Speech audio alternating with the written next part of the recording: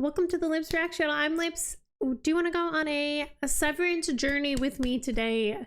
We are watching episode 7, titled Defiant Jazz. But first, we need to get into my additional thoughts to episode 6. If you are new here, if you are just tuning in, here's the deal. I watched the episode. I have initial thoughts to the episode, and then after I edit the episode's reaction, I come back with some notes. Okay, today I have about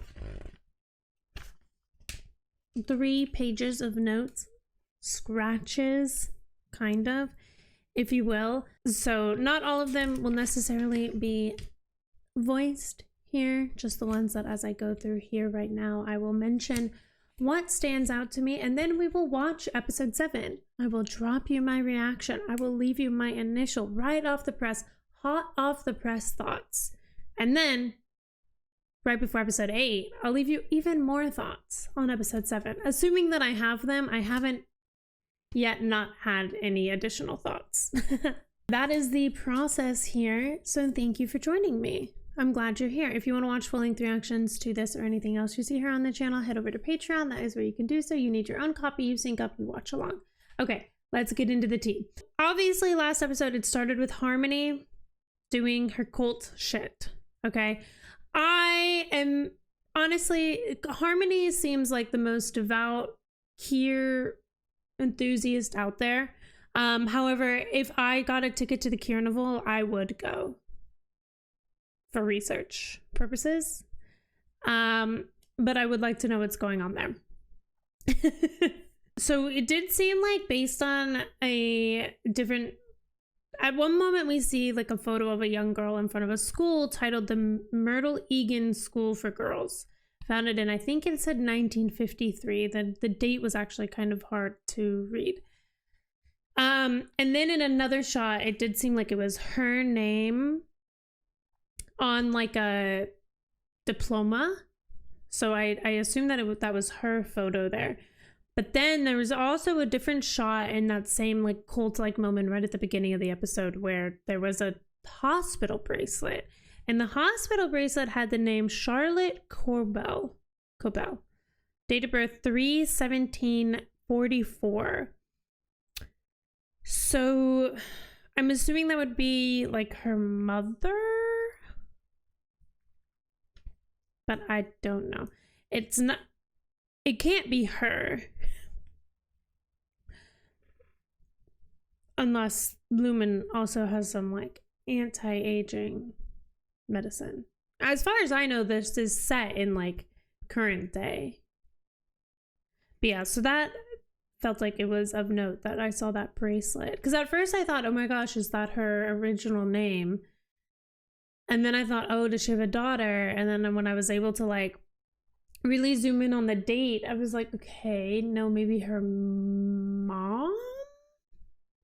But maybe I don't really understand what year we're in. There was also, and this is a note for me, for Lips, put in a photo of this because I think this is super important to look at. There was this sculpture, a really weird sculpture, and it almost looked like it was made out of Band-Aids, which could have actually been Band-Aids that Mark wore. And there was a sculpture of a face, and it looked like Mark. And it had a jester hat on, and it reminded me of this photo that we saw, this painting that we saw in like episode 2 or 3. The one where Irving is standing outside of the wellness office, that painting. And there's a card in that same shot, and it says Verve, which is one of the 9 core principles, and that means enthusiasm and energy. And it's so interesting because to me that says that it's linking like the Joker. It's linking Mark to be the jester and also linking him to be with enthusiasm and energy, which I think maybe that is what he used to be, because it did seem like he used to be more like jestery when Petey was there. But now in his leadership role, I don't think we see a lot of gesturing in Mark. Though also, I think the shadow of Mark's outie weighs heavily on my perception on Mark's innie. So that is also a fair call out. There was also a card at a different shot that said probity, another one of the 9 principles. And it said, you will never progress in perfecting your imperfect self. But then something's cut off, and it says, will you, I don't know.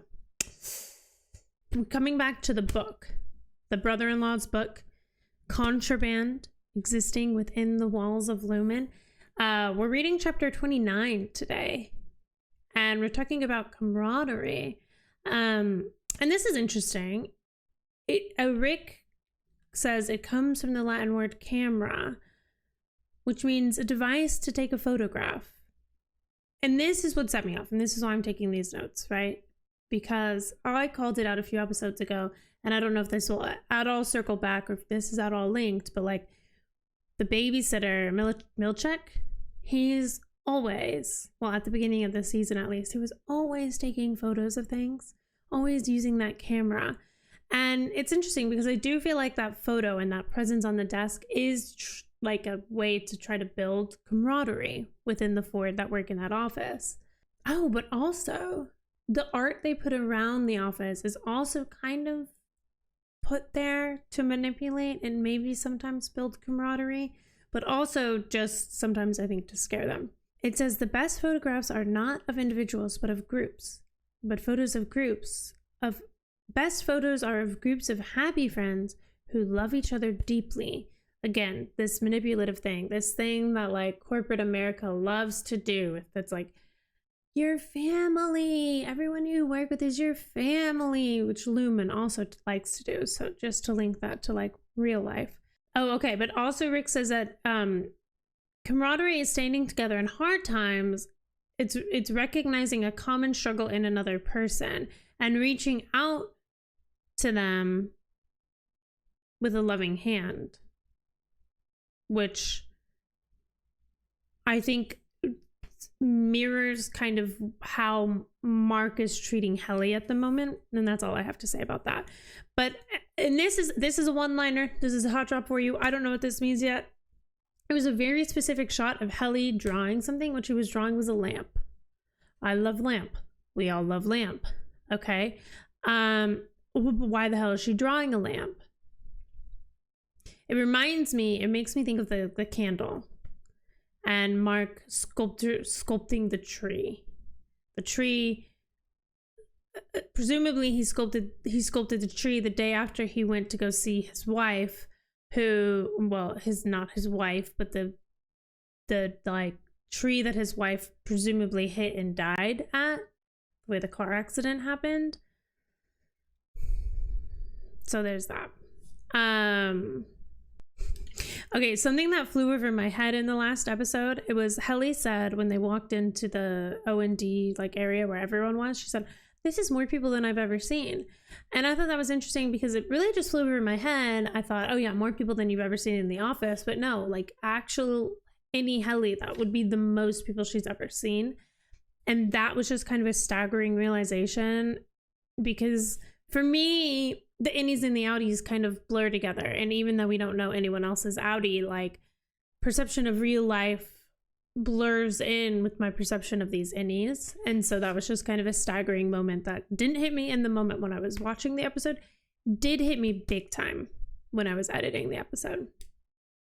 Anyway, in O&D, they're creating objects such as hatchets and watering cans. Very weird. Very, very weird. Perhaps though not as weird as Senator Angelo and his wife Gabriella. I love that the sister is researching into this, but it does scare me that her new lactation consultant is Harmony. She's just really able to weasel her way into everything, isn't she? But I do love that I do love that the sister is researching this. I think there's a lot of ties coming together. We have 3 more episodes in season 1. And this being one of them, episode 7 being one of them. So by next week, I'll have finished episode 1. And I'm very excited to see the ending of season 1. Or sorry, by next week, I'll have finished season 1, which I'm very excited to see the finale of season 1. And then, of course, get into season 2 with you all. But I think endings of seasons are always, they're always quite interesting. They're always very telling. You learn, I think, a lot in a season finale, but you also usually get a lot of cliffhangers. So one thing that I wanted to note, because I paused on like all of the shots of the articles that the sister was reading, and one of them said that Angela went from mayor of a pint-sized town, is what they called it, and I think the town was called Williston. I would do myself so many favors if I would write legibly when I'm taking notes. I could type the notes. Yeah, that wouldn't be as much fun, would it? And then I believe that the exact words are that he ascended to a seat of major statewide power. So he is like just truly, I think, in the hands of Lumen. I am assuming he's a Lumen plant. I wouldn't be surprised if he himself is severed, because he was very creepy, but also like everyone that I know that it has any correlation with Lumen and is like any sort of unsevered or like possibly unsevered, they are creepy, right? Like they're all so weird. So, but he was able to ascend to that seat of power on the momentum and vocal support for legalized severance, which obviously his wife seems severed in some way. He could be severed in some way. But then I also noted that there seems to be within that household, in that article, the wife was saying that she's upset by the frequent traumatization of the renovation of their kitchen. What do you mean frequent traumatization of the renovation of your kitchen? How often are you renovating your kitchen? Is she like, and then my mind starts to spiral, right? Because it's like, are you getting severed that much that like the only control that you're innie or you're outie or something can grasp on is to renovate your kitchen, but then every time you get severed, like you keep renovating your kitchen, but then like your outie doesn't know. Are the innie and the outie sharing the same space? And this is like the consequence is that there's like your innie keeps renovating your kitchen, and then your outie is like, why am so traumatized by this frequent renovation of my kitchen? Like, what is happening there? I don't know, but it sounds weird. Oh, and then a correction corner, because of course I'm a yapper and I'm yapping over things, so sometimes I will kind of talk over something and miss it. That's the nature of reactions. Don't kill the messenger, you know? That's what they say. Learn that lesson.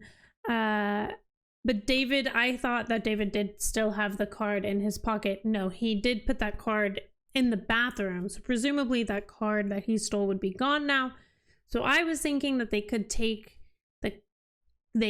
get things out of the office. They definitely cannot. David's innie there, though, being a little bit crazy by stealing that card. But the card is gone now. And David saw his child and his closet. And those repercussions, I'm very nervous to see. I don't trust Lumen to handle this in any sort of chill way. Especially because, like, yes, David's innie stole that card, but David's outie didn't. And David's outie is the one who put him in there. But David's innie is now going to go through torment. I don't know. It doesn't really seem ethical.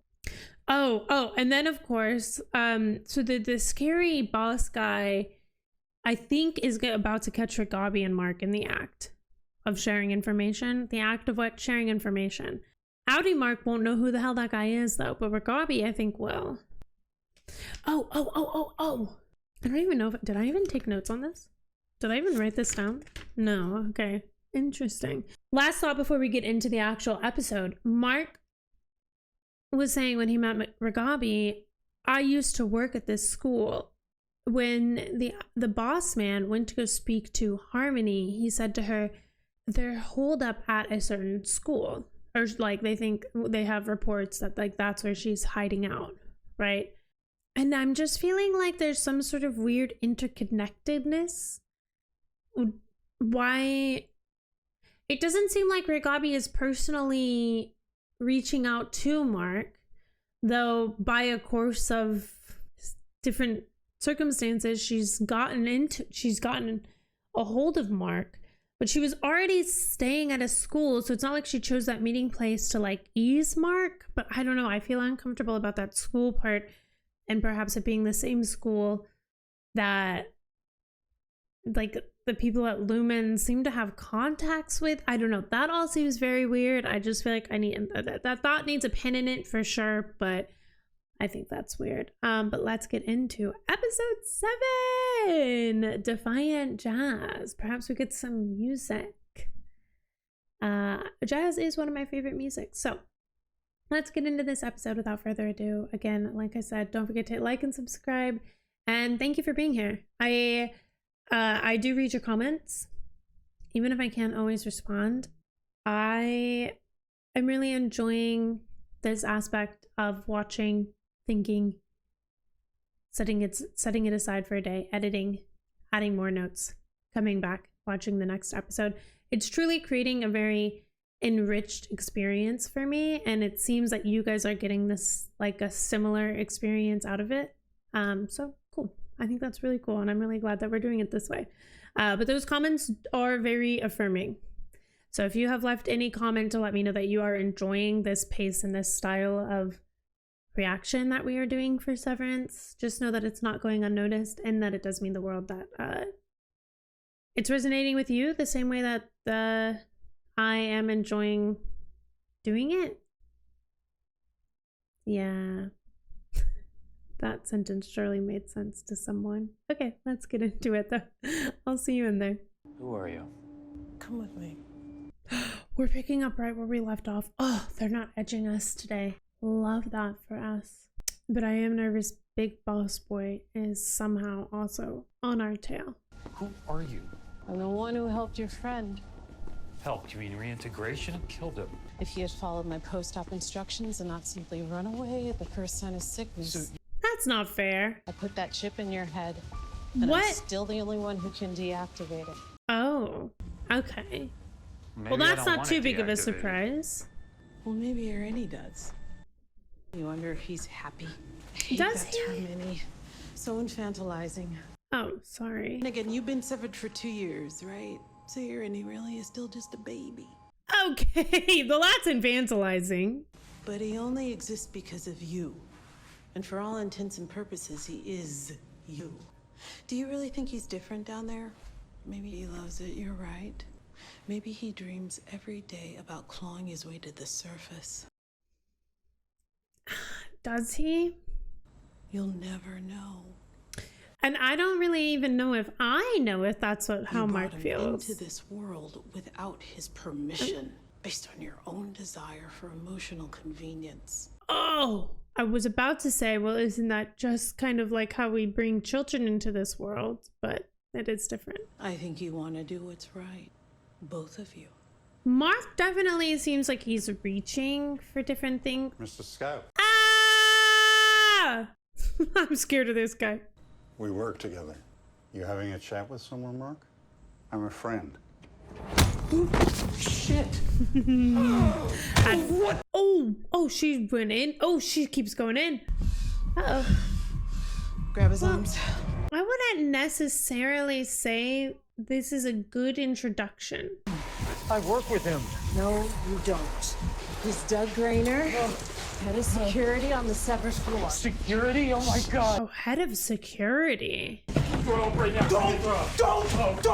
Your DNA's in that! Yeah, it is. Grainer's security card. Full access, and it can't be tied to anyone. Take it to work tomorrow. He'll know what to do. He'll know what to do. You. Really? Really? What? A lot I'll to... be in touch. It's gonna be okay. We'll finish what Petey started, Mark. Now get the fuck out of here! Here, I just don't know. Mark's any... Well, maybe I'm thinking about Mark's Audi. Mark's Audi really does want that separate, but why? It doesn't serve his Audi at all to separate his work life. It gives him a few hours a day where he doesn't have to be sad, I guess, but he doesn't remember that. The Audi doesn't. Also, his DNA is now in that alleyway. I think I've seen a very traumatized and very manipulated and very abused Mark on the inside. And so when I see him doing his job, complying, he doesn't seem, compared to the others around him, he doesn't seem to revolt against it as much. Now, him reading the book definitely seems like he's his innie wants outie. The way he's talking to Helly definitely seems like his innie understands the complications, but his innie hasn't like super voiced that. We see that for sure with Helly though. Like Helly is voicing her disgruntlement left, right, and center. So it's easy to see that in someone else. And I think because I don't see that as intensely with Mark, I'm like, does his innie not like it? But also look at him complying with this stranger like so quickly. Outie him has other choices. Oh, what was that noise? Oh, that's right. I forgot. Where were you? Yeah, Just I heard the car. Can't get anything past her. You're being weird. Yep. Damn it. I don't want him to mess this up. maybe it was just a dream. No, don't gaslight her. I've been up for an hour and you weren't here. I just needed to drive a little. Are you okay? Well, I mean, this is kind of a big deal for me. Do you want me to go? Very believable excuse on his part. Maybe, Oh, sad though. Mark! You usually dispose of your waste in the early afternoon. Girl, don't clock me like that. Bro.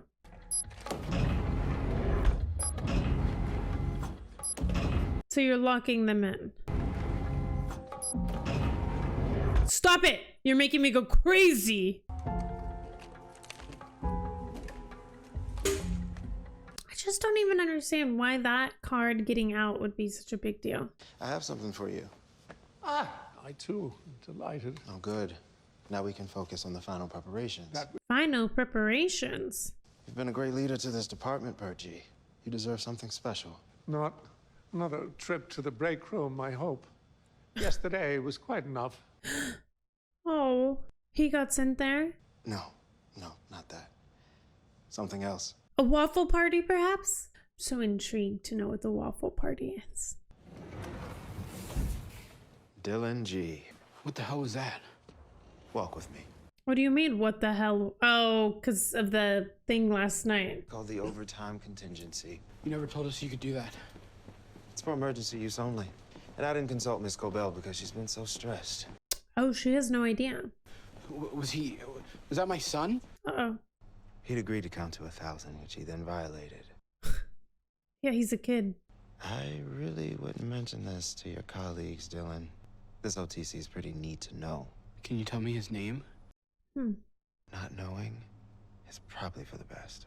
He seems attached, even without knowing. I know this has been a tough quarter.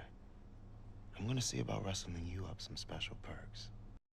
Speaking his love language. Good man, Dylan. Good man.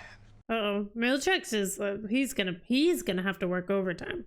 Let's be honest. To get people to comply. It seems like such a gamble. Marquez, good morning. So am I going to the... I'm here to escort you to your desk. Truly the babysitter.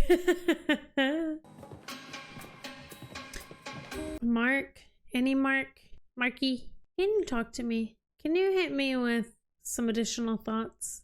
Because I'm running on a few assumptions on how you feel. And I have assumptions. Oh, I have thoughts. But I don't want to speak for you. What, are we locked in now? I prefer the phrase safely situated. Safely situated is crazy. Coffee, black. I'll bring it to you. Good morning, Mark. Morning. Oh, he's the last to arrive. How you doing, Irv? I'm well, thank you. Dylan, you all right? Fine. Well, that's the best you can do. Where's the sly profanity-laced cutback? Oh, no one has joy. Hey, it's me. Don't know if you heard, but Grainer didn't come in. Everything's fine. Just wondering where you are. Oh, she's... Oh, that's where she is. And we latch.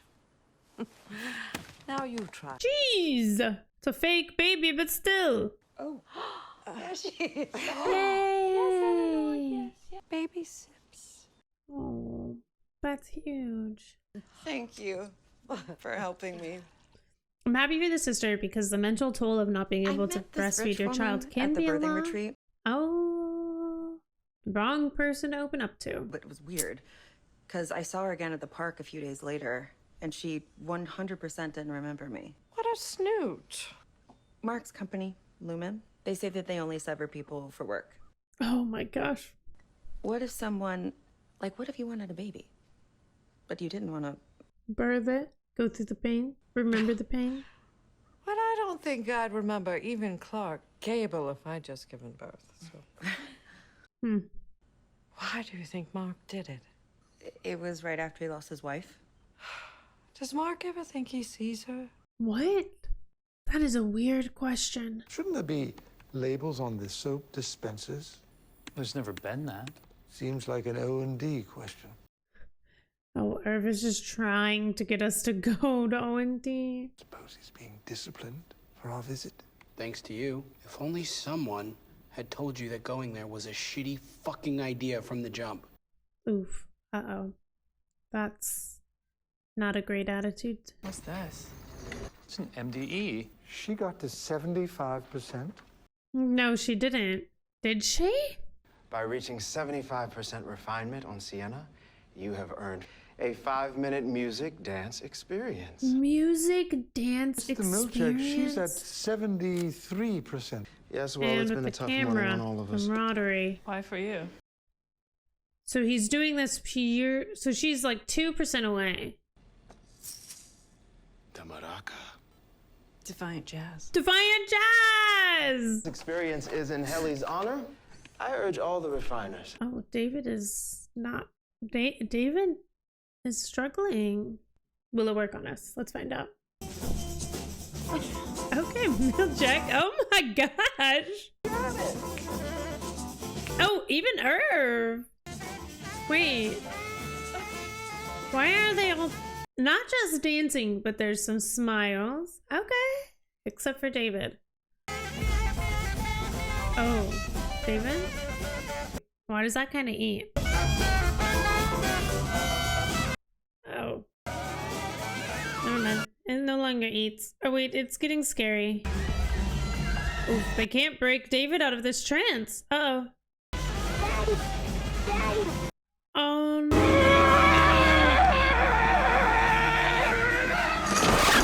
Uh-oh. Is he biting him? Oh. Dylan, what the hell? Is his name Dylan? Sorry, I keep calling him David. He bit him. Like, for real, for real. He needs a full tetanus toxoid panel. Irving, please, calm down. You've done it now, Dylan. I'm reporting this to Miss Cobell. Yeah, you want to go see her together? Oh, do you? Because you didn't tell her what you did. The music dance experience is officially canceled. Yeah, you didn't even need to say that. I think we understood. You know what? You brought in that camera, and what we have here is camaraderie now, I feel like. Look at the way they're all holding each other. They can wake us up. On the outside, it's called the overtime contingency. I saw my son, No, that's so sad. and then he hugged me. Oh. Happened so fast, I just keep trying to remember more. Oh shit, that would feel like, I would imagine, being thirsty in the middle of a desert. I never get to see him again. Oh, wow. And he's your outie son. That's bullshit. He's my son, too. If they can wake us up on the outside, what's to stop us from doing it to ourselves? Good We can point. find whatever they use to control it and, commandeer it. I like the way she thinks. Ellie, forgive me, but that's perverse. We're innies. Plus, the controls are surely somewhere we can't access. Like the security office? Uh-oh. Where did you find it? In my pocket during the music dance experience, I think. Why did you're out, you have the key card of our head of security. Uh-oh. Oh, I like it. I don't know. I know, and I'm excited. But like, it's time for a field trip. To the security office where all the security guards work. it is, but Who's to how are say we there gonna are get security there? guards? I've only ever seen Grainer. The whole line of Do you know where the office is? Petey saw it during a fire alarm last year. He showed me. Oh, wait. Okay, but then how do we? Okay, so how do we control Milchek? Because he is the only one in the office today, as far as we know. Hopefully this works. Is there something worse than the break room? Because if we get caught, we're going somewhere worse than the break room. And that girl said, wait, she said it couldn't be traced to Grainer, but they all knew that it was Grainer's card immediately. I'm sorry, Mark. Where are you going? I have to make sure Bert's okay. Irving. I'm sorry, Mark. I can't hear you. I'll be back. A man in love, you can't stop him. So thinking about Milchek's moves, he really, whoa. You know what we don't talk about here yet? We talk about the sterile atmosphere they've created in this world. We don't talk about the shots that they do sometimes that do make me feel like I'm losing my mind. Just like holding us on that white wall for a second. Okay. Well, I've lost my mind. I'm an innie now. Thanks. Oh gosh, what can we find out in here? Oh, I didn't even think about all the other... Sometimes all I think about is macro, data refinement, and O&D. But there's gotta be, like, there's the baby goats. What else? It's fucking weird. So it is just Grainer? Holy shit. Holy shit, those are all the names of people. Okay, so MDR is just 4 people. That's us. What was W in? Descending. Cobell's coming. Oh shit, she's here. Let's go, Belle. We gotta go. She won't come here. She might. Harmony, I was looking for you. Oh, no, I have the board here. Uh-oh. Doug Grainer is dead. The board finds this deeply troubling. The board wants to know if you knew he was missing. What? Whoever killed Mr. Grainer is probably the same person who reintegrated Peter Kilmer. That's it. Like, yes, it is, but The board reminds you that reintegration has not... Reintegration happened, and I have the data to prove it.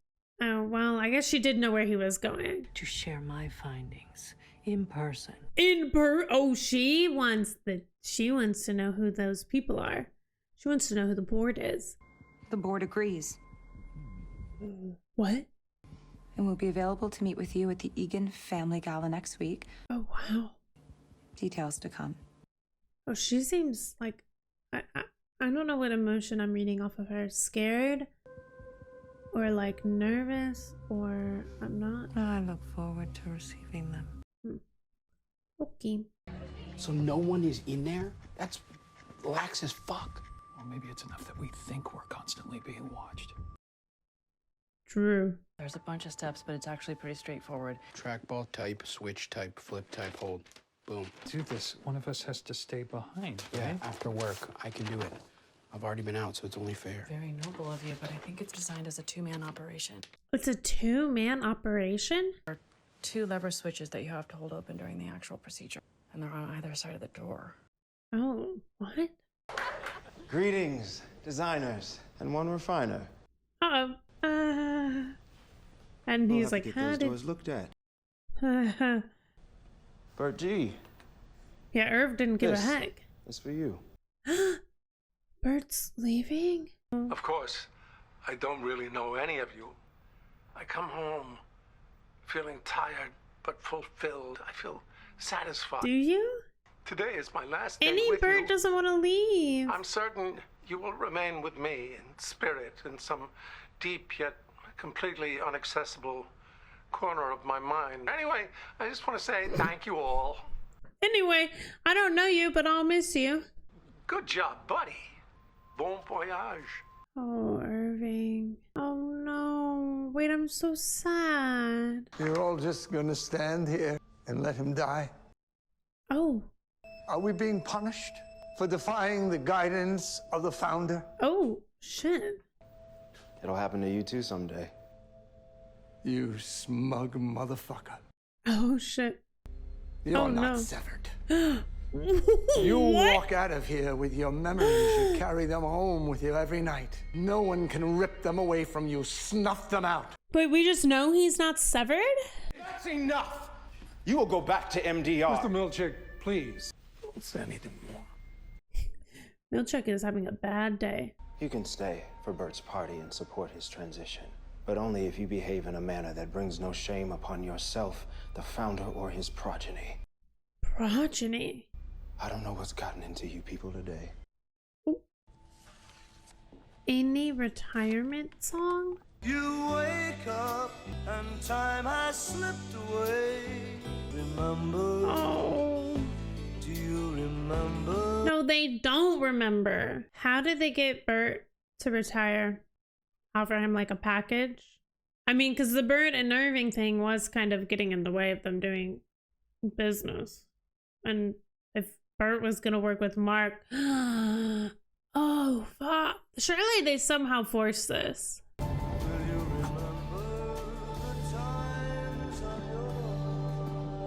Irving? Let's burn this place to the ground. Let's go! Wow. We've all been very awakened. Uh-oh. Gaines College to announce scholarship winners.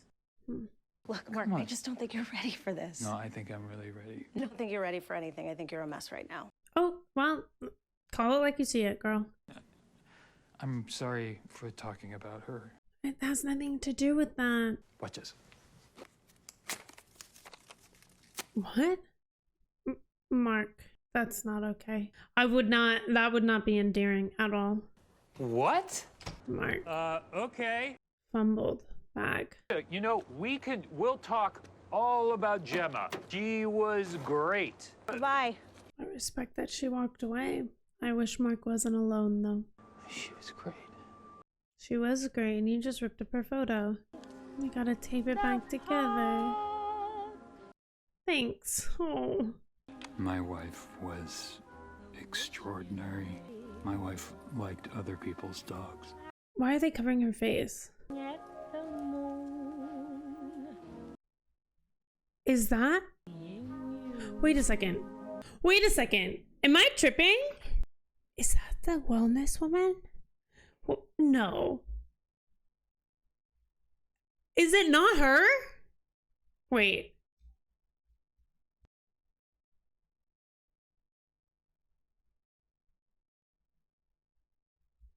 Is that like her sister? How? Am I losing my mind?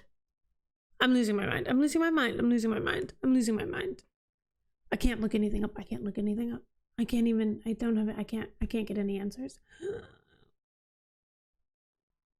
Is it just because they did it so sketchily? No, that's exactly, that means it is her, because why else would they introduce her to, so she's not dead? Wait, I think I'm tripping. I think I'm losing my mind. I think I'm actually losing my mind. I think I'm losing my mind. How would they make that happen? How would a dead woman be severed? Why would a dead woman be severed? Why would they fake someone's death? Why would somebody fake their death? No shot. No shot. No shot. No shot. I've got to be tripping. I've got to be losing my mind. I've got to be losing my mind. I've got to be putting things together that don't exist. I've got to be piecing together things that don't exist. Because that doesn't make any sense to me. Oh, this was such a good episode though, because it's so harrowing, and like the way that they're locked in removes so much hope from my body. Like, the episode is titled Defiant Jazz, and every bit of defiance that they have feels so much harder now because they can't just they can't just leave the room. They have to use that card, which is tracked back to Grainer, who is now fully said to be dead and known, which means that like Rakabi didn't even hide his body or didn't even try to hide it. She straight up just like somehow connected it, let them know that he's dead. But also something about that is weird, because the woman came up to Harmony and said, "Did you know that he was dead?" And it's like, how would she have known unless Rakabi's trying to frame harmony, or if the board is just like really skeptical about them and their aspects of reintegration. And oh, I'm stressed. And then Bert is retiring, which fascinating timing. Is he actually retiring? I feel like no. Well, I feel like yes, he is, but I feel like it was forced somehow. How, I don't know. Why not just also retire Irv? I don't know. Oh, what a good episode. It's a good episode of I mean, Defiance. There was a little bit of lightheartedness, and I really thought when we were dancing for a second, I was like, oh my goodness, we're just gonna have a little bit of lighthearted fun. We're just gonna have a little giggle. We're just gonna have a little dance. And everyone kind of forgets, because that's how manipulation works, is you kind of, I mean, it's little by little, but these people, the way that Irving came back, let's burn this place down, was so iconic. It's so good. This group is banded together, and the only way that they can separate them is because they can separate them from the rest of the office and other departments, sure, but they never really had that much integration with them. So, but you can't, how are you going to separate the 4 people? Because surely, if my theories are correct, that they're monitoring the 4 people as a test subject, then they can't. They all have to continue working together. So they would have to eliminate someone from the group to carry the project forward, and how that happens, I'm not quite sure. Maybe it could be Dylan, who also, we will call him David and Dylan. I was so certain that his name was David. My bad.